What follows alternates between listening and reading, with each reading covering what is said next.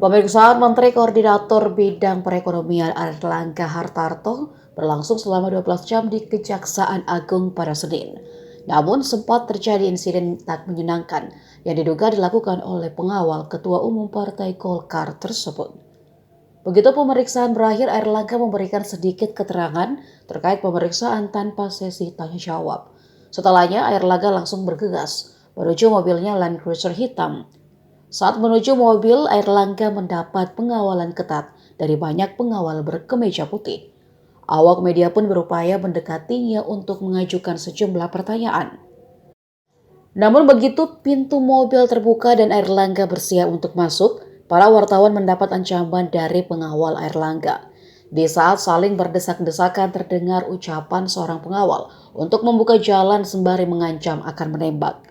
Selain ancaman, ada pula umpatan kasar yang dilontarkan begitu mobil Airlangga keluar dari gerbang Kejaksaan Agung. Saat itu, mobil pengawal Airlangga hendak keluar gerbang.